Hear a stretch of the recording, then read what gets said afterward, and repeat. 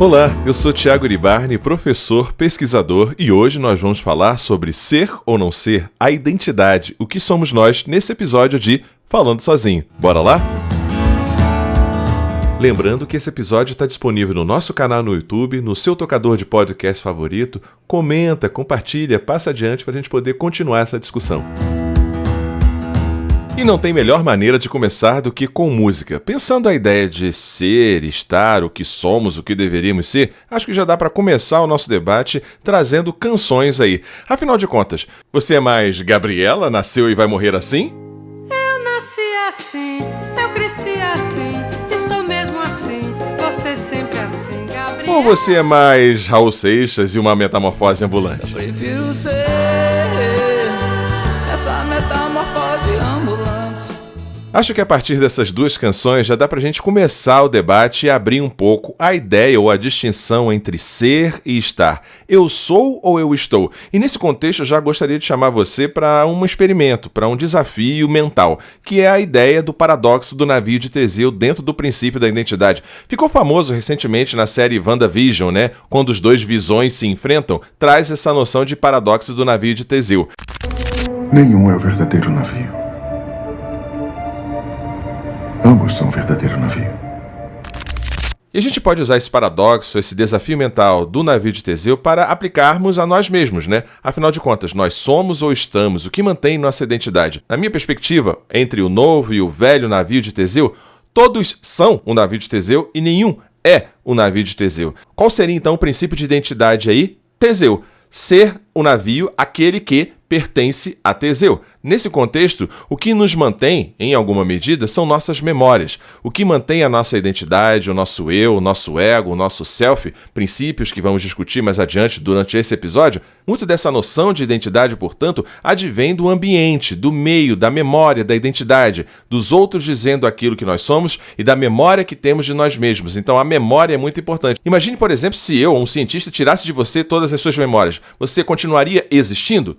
Não para si mesmo, mas sim para o outro que tem memória de você e diria para você quem você é. Dá para pensar essa ideia? E já que a gente começou com música, Gal Costa, Raul Seixas, dá pra gente trazer aqui Milton Nascimento e a ideia socrática de conhecer-se a si mesmo, de ser caçador de si. Sou feroz, eu caçador de mim. Dentro dessa noção, filósofos clássicos como Sócrates e Heráclito já trabalham essa ideia de identidade, do eu, do conhecer-se, dominar-se a si mesmo. Com relação a Sócrates, lá em Atenas tinha o famoso oráculo de Delfos com a famosa, célebre frase "Conhece-te a ti mesmo e conhecerás os deuses e o universo, o infinito". Sócrates tem essa noção de conhecer-se a si mesmo, só que essa ideia de conhecer a si mesmo para dominar-se, né, controlar suas paixões, suas pulsões, etc., pressupõe a ideia de que existe um eu antes ou junto, né, com o meu nascimento, esse eu que deveria ser descoberto. Conhecer-se a si mesmo pressupõe uma investigação sobre si, ao mesmo tempo que existe uma essência, uma natureza, um núcleo duro do nosso eu que nós devemos descobrir. Não sei se é bem assim, acho que Heráclito pensaria um pouco diferente. Heráclito pensaria na perspectiva não do ser, mas do estar. Ano passado eu morri, mas esse ano eu não morro. E fazendo o contraponto entre Sócrates e Heráclito, acredito que o Sócrates está mais na questão parmenídica, né, do ser, conhecer-se a si mesmo, pressupondo um eu, um núcleo duro. Heráclito estaria mais em uma noção de fluxo, de construção, de criação. Não existiria para Heráclito uma ideia de um eu que está lá dado para ser descoberto, mas uma ideia de pantarrei. Tudo flui. Como o núcleo da filosofia principal de Heráclito é a ideia de fluir, de movimento, de fluxo, o próprio eu estaria sujeito a esse fluxo, a esse devir. Então o eu, nessa perspectiva heraclitiana, seria também um próprio fluir, um movimento, uma construção, e não algo dado, permanente e fixo, mas sim algo que está em fluxo, descoberta, criação, em constante metamorfose. Nada do que foi será de novo do jeito que já foi um dia. Mas, antes de avançarmos, vamos dar um passo atrás. Já falei aqui de Heráclito, Sócrates, etc. Mas, geralmente, quando se faz ou nos fazemos essa pergunta, quem é você? Geralmente respondemos com uma conjunção de nome e profissão. Sou Thiago Iribarne, professor, pesquisador. Não é isso? Você é o seu nome, mais a sua profissão, a sua função social. Obviamente, você e eu não somos apenas isso, né? Somos várias e múltiplas coisas. E aí, nesse contexto, a gente já pode chamar para o nosso diálogo aqui psicologia, psicanálise, né? Psicologia analítica, Jung, Lacan, Freud. E vamos começar com Freud. O Freud, ele traz as duas tópicas, né? Duas divisões topográficas do aparelho psíquico humano.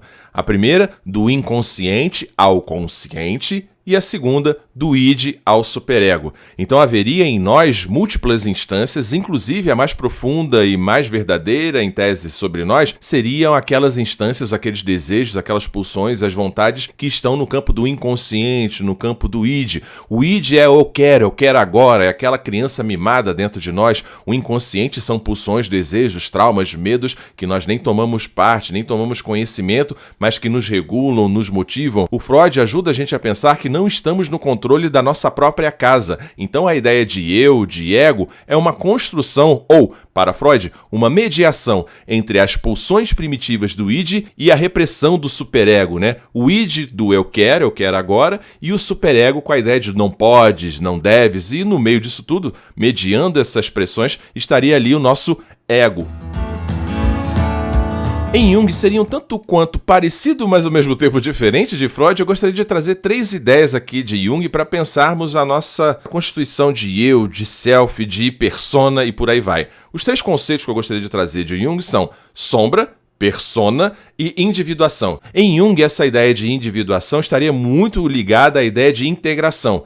Para termos um eu autêntico, um eu pleno, deveríamos nos integrar, sobretudo com nossa contraparte, que seria ali, em analogia a Freud, estaria ali no id, estaria ali no inconsciente, sobretudo em Jung, na ideia de sombra. A sombra seriam esses aspectos reprimidos, não reconhecidos da personalidade. A sombra guardaria em si as partes que nós preferimos ignorar, refrear, esconder. É importante para o processo de integração que nós nos aproximemos e abracemos a nossa própria sombra para podermos, segundo Jung, extrapolar a ideia de persona. Persona enquanto máscara social que usamos para nos adaptar à expectativa do outro e do mundo. Ficarmos ou nos limitarmos à nossa persona seria algo pobre. Portanto, Jung propõe essa ideia de integração, a ideia da sombra, para a gente poder conhecer, construir, integrar um eu de fato a partir desse processo de individuação.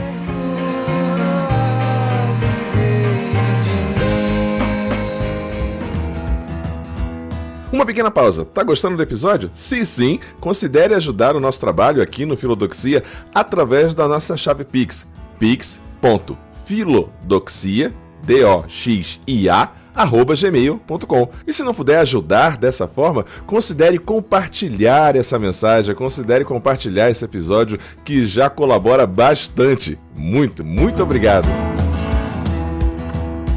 Ainda na abordagem mais próxima da psicanálise, da psicologia, eu gostaria de trazer aqui 2 complementos ou 2 contrapontos. Acho que aqui seria contrapontos. Deleuze, Gilles Deleuze e Félix Guattari com a esquizoanálise. A esquizoanálise, diferente da psicanálise, não pressupõe ou contrapõe a ideia da existência de um ego, de um eu que está dado. Não, Deleuze e Guattari argumentam que o ego é uma construção artificial que limita a verdadeira expressão do desejo. Em vez de entenderem o ego como algo existente e central, se propõe uma ideia de uma multiplicidade de fluxos e intensidades que formam a subjetividade. Então se trabalha com a ideia de subjetividade, de construção, em paralelo com a ideia de poder e rizoma trabalhada em Foucault junto com Deleuze, o poder como um rizoma, algo como se fosse a raiz da grama. Rizoma é uma imagem da biologia, né? O rizoma é uma raiz onde você não define muito bem a origem. O ego, não existindo para a esquizoanálise, essa subjetividade partiria de um rizoma, de uma teia encadeada, entrelaçada de vários aspectos que, para eles, a identidade é uma composição de desejos, afetos, traumas, etc., em constante fluxo, em constante movimento, sem um núcleo fixo, que seria, no caso, o ego. É tudo programado e eu achando que tinha me libertado. Mas lá vem eles novamente, eu sei o que vão fazer: reinstalar o sistema. E em complementaridade com Jung e Freud, a gente tem aí George Herbert Mead. O Mead, ele propõe que a identidade é formada através da interação social. Então ele traz pra gente, com mais força, né, academicamente falando, o argumento ou o conceito de self. Uma tradução seria eu mesmo ou em si mesmo. Esse self, para o Mead, seria resultado da comunicação e da internalização das expectativas e das pressões sociais. Na teoria, nessa teoria de Mead, ele destaca a importância das relações sociais na construção da identidade e como nossa percepção de nós mesmos é moldada ou sofre coerções e pressões, demandas externas a nós mesmos. Por exemplo, nessa perspectiva do Mead, na ideia de self, é só pensar que a gente já nasce, chá revelação. O exame já confirmou e marcou 2 tracinhos. Não existe mais dúvida, tá garantido que o seu ventre vai gerar um nosso filho. Tem uma coisa mais abominável, em questão de gênero e tudo mais, que é o chá revelação. Você já nasce definido como homem ou mulher, menino ou menina. Você, antes de nascer, já tem um nome. E a pergunta que não quer calar: carrinho ou boneca, José ou Maria? Então você já tem gênero, sexualidade, nome e etc. já pré-definidos, formando, constituindo ou fazendo coerção e pressão para que você responda a esse self pré-estabelecido, essas expectativas pré-depositadas em você. Antes da gente avançar, já vimos vários pensadores, autores, acho que cabe uma pausa para uma reflexão além dessas que estamos propondo. Afinal de contas, quem é você? Você é ou você está? Você é o que gostaria de ser ou você é o que esperariam de você? Ou você é aquilo que você castrou em você? Ser e estar são possibilidades, são caminhos que nos ajudam a nos perceber, nos criar, nos constituir. Lembrando que o eu tem sempre a ver com o outro. Esse outro pode ser a família, o mundo, um superego, um eu idealizado. Essa noção de fluxo, permanência, ser ou estar, devem ajudar a gente a pensar o que nós realmente somos, queremos ser, desejamos ser ou como nós nos colocamos no mundo. E nos encaminhando para o final desse podcast, aliás, se você está gostando, lembra de comentar, compartilhar, nos ajudar na nossa chave Pix, se puder. Mas antes da gente avançar para a contemporaneidade, vamos pensar 2 autores, 2 filósofos da modernidade, que são René Descartes e David Hume. David Hume, ele se alinha um pouco ao que o Mead fala, a questão de self e tal. O David Hume, filósofo britânico, empirista da modernidade, desafia essa noção de eu contínuo, monolítico. Ele acreditava que essa ideia de eu é uma coleção de percepções e experiências, olha aí o empirismo, em constante mudança, sem um núcleo fixo e permanente. O Hume argumenta que nossa identidade é construída a partir de nossas experiências sensoriais e memórias, sensações e percepções, e não de uma essência inata que está dada, algo bem próximo ao que a gente viu no Mead com relação ao self. Já René Descartes, pai do racionalismo, do grande racionalismo da modernidade, ele faz essa distinção entre res cogitans, res extensa, coisa pensante, coisa material, Res extensa é a matéria, é a coisa que existe no mundo, é o sujeito de carne e osso. Res cogitans é o sujeito pensante, é a cognição, é a mente. Então ele tem a célebre frase penso, logo existo. Mas antes disso, em suas meditações, ele faz a afirmação penso, logo sou. Sou o quê? Somos uma coisa pensante. Somos uma coisa, mesmo que enganada pelo gênio maligno lá na sua dúvida metódica, mesmo enganado que 2 mais 2 é igual a 4, na verdade seria 5 por esse gênio maligno, nós somos uma coisa que pensa, mesmo que de modo enganado. Então, para Descartes, a cognição, a razão é algo que é principal no sujeito humano e faz a gente pensar, em uma perspectiva positivista, racionalista, que tem a ver com essa ideia de morte cerebral, desligar os aparelhos, o suicídio assistido e etc, tudo mais. Se entende que a função cognitiva, a razão humana, o cérebro humano, é aquilo que nos faz ser, que nos faz existir. Logo, se não há atividade cerebral detectada, se decreta a morte desse sujeito. É uma visão que deriva lá do positivismo, do racionalismo iniciado por René Descartes. Bom, e para fechar nosso episódio, vou trazer aí mais 3 contribuições mais contemporâneas aí, Jean-Paul Sartre, Friedrich Nietzsche e Judith Butler. Vamos começar por ela. Judith Butler e a questão de gênero. Lembra que eu falei da abominação? Isso é a minha opinião, tá? Acredito que é uma abominação, chá revelação, que já pré-determina, pré-define, já coloca expectativas no sujeito de gênero, nome e etc, O Judith Butler trabalha essa ideia que a construção do sujeito entre gênero, sexualidade e tantas outras possibilidades é exatamente isso, uma construção. Não existe ideologia de gênero. Isso é um termo criado pela extrema-direita fascista nacional e mundial. O que se diz é teoria de gênero. Nos estudos de Judith Butler, existe uma performance do masculino, várias performances, vários modos de ser masculino, vários modos de ser feminino. Isso remonta a um paralelo que podemos fazer aqui com Simone de Beauvoir e o segundo sexo, né? O segundo sexo, a mulher, é o homem castrado. É tudo aquilo que o homem não pode ou não deveria ser, sentir e etc. É o segundo sexo. Ser um homem feminino não fere o meu lado masculino. A gente pode trabalhar melhor isso em outro episódio. Voltando para Judith Butler, essa questão de gênero, identidade, sexualidade é uma construção. Isso volta a Hume, isso volta ao Mitch, a questão do self. Existem várias formas de ser homem, existem várias formas de ser mulher, existem várias formas de ser e estar no mundo e nada é fixo, nada é dado. Tudo é uma construção, ou externa, do mundo para dentro, ou, que aí seria o ideal, de dentro para fora. Um sujeito, uma mulher que se afirma, por exemplo, uma mulher trans gay, uma mulher trans hétero, um homem trans, uma mulher trans, com a sua sexualidade e tal, que se afirma de dentro para fora no mundo, isso é o ideal na construção desse eu, né, dessa persona, desse sujeito que encontra, faz uma integração com o seu sujeito, usando Jung, e se coloca no mundo. Ninguém vai poder querer nos dizer como amar. Em complementaridade, nós podemos pensar aí o existencialismo de Jean-Paul Sartre e o certo niilismo de Friedrich Nietzsche. No existencialismo de Jean-Paul Sartre, nós temos também essa noção do fazer-se, né? Não existe nenhuma coisa que defina a essência humana. Não existe Deus no existencialismo ateu de Jean-Paul Sartre. Se existe Deus, existe um Criador. Se existe um Criador, existe um doador de sentido. Se tem um doador de sentido, nós não somos livres. Nessa perspectiva de Jean-Paul Sartre, nesse existencialismo ateu, nós somos responsáveis por nosco e pela humanidade. O existencialismo é um humanismo. Não importa o que a vida fez de nós, mas sim o que fazemos com o que a vida fez de nós. Não importa se você é homem, se você é mulher, se você é preto, se você é branco, se você é periférico, não importa. Importa o que você faz com o que a vida te deu. Se você nasceu judeu, árabe, muçulmano e etc. Tá, mas que tipo de judeu você vai ser? Que tipo de palestino você vai ser? Que tipo de mulher trans, de homem trans você vai ser? É isso que importa para Jean-Paul Sartre. O que importa, portanto, para Sartre é que a existência define a essência. Ou seja, o que prevalece é a existência sobre a essência. Sou eu existindo enquanto professor, hétero, cis, branco de filosofia, psicologia? Sou eu existindo no mundo que o define essa, entre aspas, essência do ser professor, Iribarne, etc. Dá para pegar essa ideia?